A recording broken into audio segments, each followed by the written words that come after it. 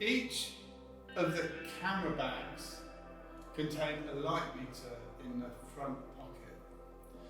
This enables us to gauge the correct exposure and to give us the best starting point for when we are intending to shoot. Essentially, the key elements are these. The limb steer needs to be covering the lens so we can get ambient light meter reading. The mode needs to be toggled through until the flash symbol in the middle is indicated. The ISO should be set ideally for 100.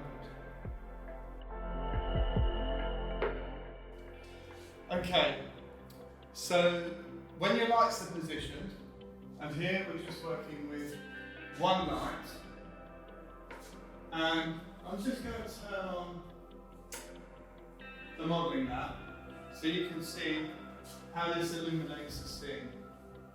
Okay, so whether you're photographing a model or an object or anything, it's really important to get a light meter reading. So if you set it up as I've shown you previously, and then what you need to do is to place the light meter in front of your subject, facing the light if possible, or you can read around this so you can face the camera if the light's on the side because it will give a different reading.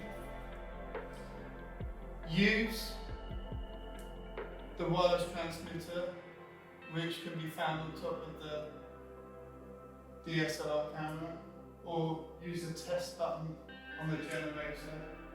And what you need to do is press and hold this button on the side.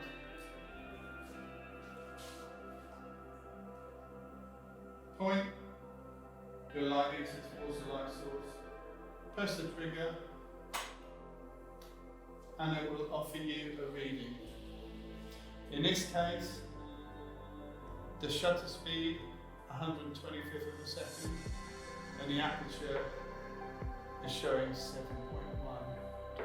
If I want to increase this brightness, I will try and get a reading of f8. Okay?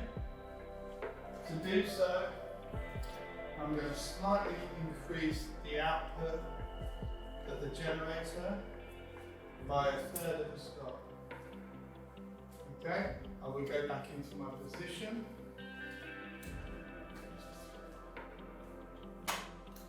Test again, and you can see I have f8. You can also increase the brightness by moving the light towards the subject,